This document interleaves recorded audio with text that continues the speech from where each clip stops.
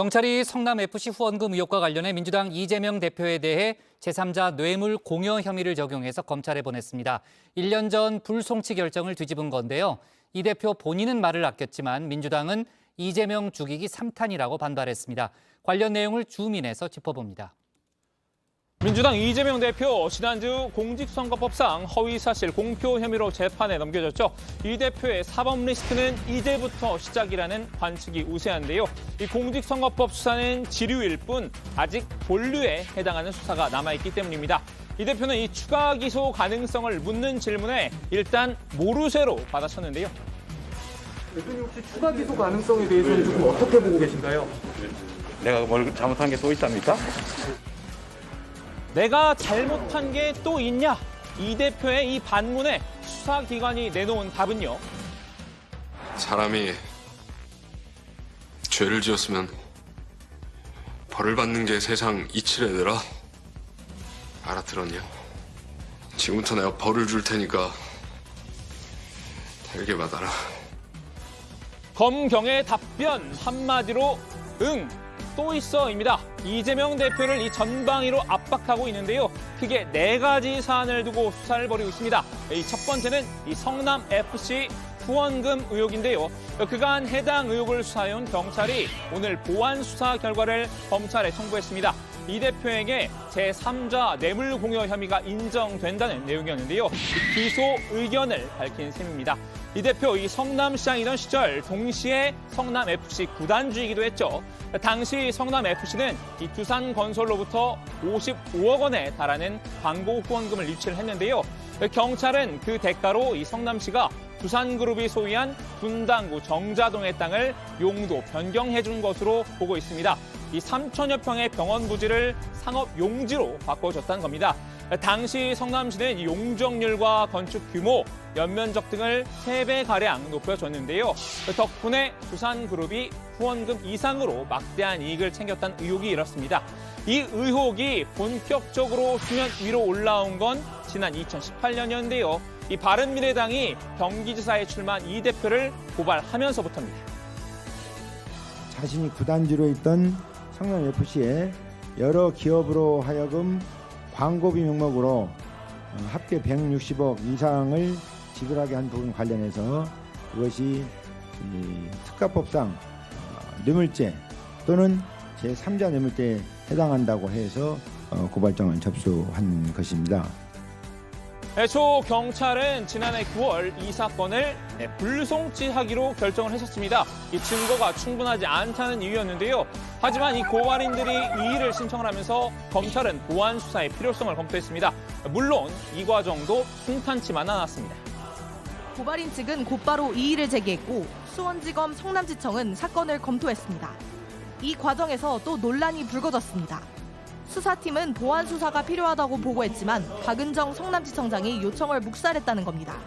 수사팀 박하영 차장검사가 사직했고 결국 지난 2월 검찰은 다시 경찰에 보완 수사를 요구했습니다. 내용 끝에 검찰은 지난 2월 경찰에 보완 수사를 요구를 했죠.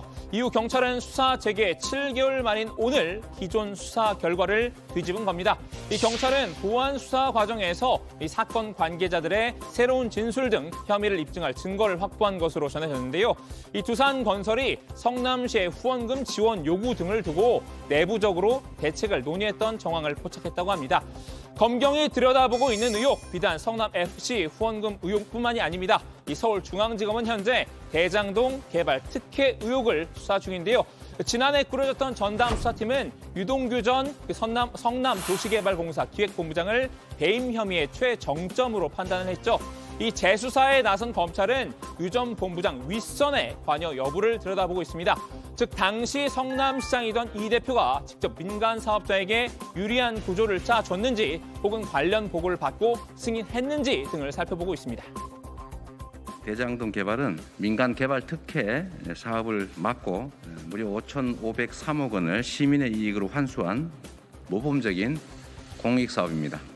단군 이래 최대 규모의 공익 환수 사업인 대장동 개발 사업을 둘러싼 여기에 위례 신도시 개발 사업 특혜 의혹에 대해서도 수사를 확대하고 있습니다. 이 사업도 이 대표가 성남시장 재직 시절 진행된 사업인데요. 이른바 대장동 팀으로 불리는 유 전 법무장과 남욱 변호사 그리고 정영학 회계사 등이 관여한 것으로 파악이 됐죠. 검찰은 이 분양 과정에서 분양 대행업체에 과도한 수수료가 지급된 점을 수상히 여기고 있는데요.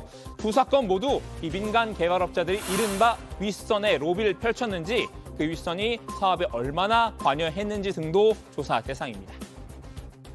성남도시개발공사의 유동규 본부장이 의사결정권자였던 거로 저는 알고 있습니다. 그 윗선을 말씀하신다면 저는 그것까지는 알지 못하는 부분이기 때문에 다음으로 이 백현동 개발 특혜 의혹은 경찰 수사 단계인데요.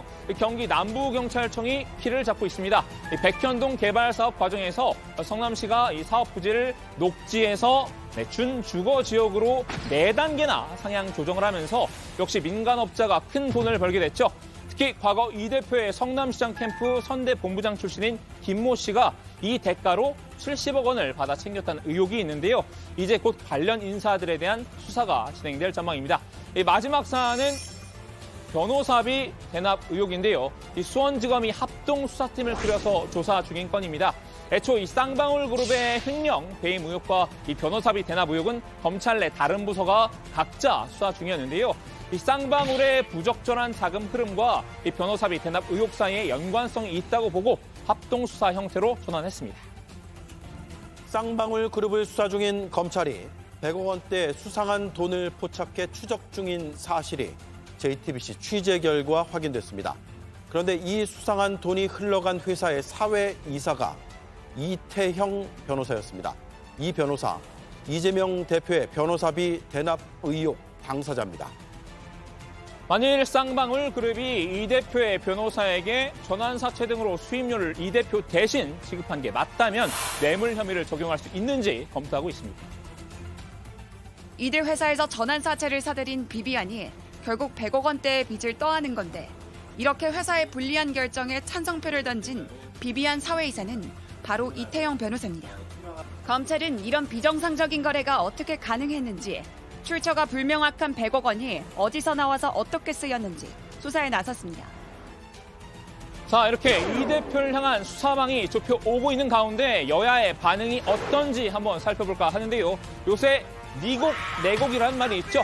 이 다른 가수가 부른 원곡을 자기만의 스타일로 소화하는 가수를 가리켜 하는 말인데요. 내 머릿속을 텅 비워버려 내가 빠른지도 느린지도 모르겠어 그저 눈앞이 샛노랄 뿐이야. 선배님이 그냥 부르시는 게 더 그러니까 뭐 무슨 노래를 해도 나중에 선배님 노래 같습니다.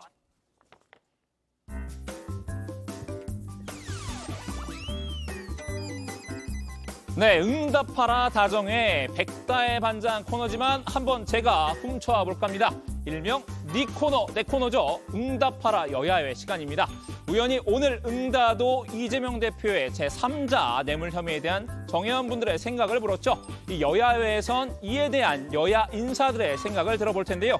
먼저 국민의힘 권성동님은 이런 댓글을 남겨주셨습니다.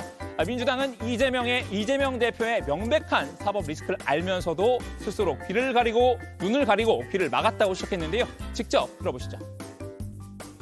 민주당은 대선 경선 및 대선 직후, 올해 보궐선거 직전, 그리고 당대표 선거 등 정치인 이재명과 손절할 수 있는 기회를 제 발로 걷어찼습니다. 그 결과 민주당은 정치인 개인의 정치적 인질로 전락하여 전쟁입니다 말 한마디에 정치적 옥새의 길로 가고 있는 것입니다. 그야말로 패당 망신입니다. 반면 민주당 박홍근님은 야당 탄압이라면서 다른 의견을 주셨습니다. 정치보복이란 단어는 없다던 정권이 대통령 배우자 의혹엔 묻지마 무혐의로 일관하고 전 정권 수사와 야당 탄압에는 혈안입니다. 네, 국민의힘 성일종님은 박홍근님의 댓글을 정면 반박했는데요. 이 정당한 수사를 야당 탄압 프레임으로 몰고 간 건 국민 기만이라고 지적해 주셨습니다. 이재명 대표와 내 편 지키기에만 골몰하여 법 앞에 평등을 탄압이라고 주장하는 것은 국민 기만입니다. 네. 반대로 이 박홍근님의 의견에 공감하는 대댓글도 있었는데요. 이 민주당 김의견님은 검경이 이재명 죽이기 3탄을 내놨다고 꼬집었습니다.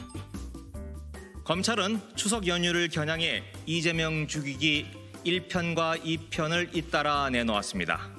그러나 흥행에 실패하고 말았습니다. 그러자 이번에는 성남FC로 소재만 살짝 바꿔서 이재명 죽이기 3탄을 내놓았습니다. 경찰은 돈의 성격을 문제 삼고 있지만 광고 영업에 따른 비용 지불일 뿐입니다. 지극히 합법적이고 투명하게 처리가 됐습니다.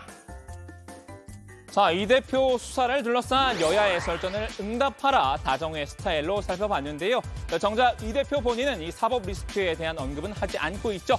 당이 방어에 나선 동안 자신은 당분간 민생 행보에 주력하겠다는 방침인데요. 관련 내용은 들어가서 살펴보겠습니다.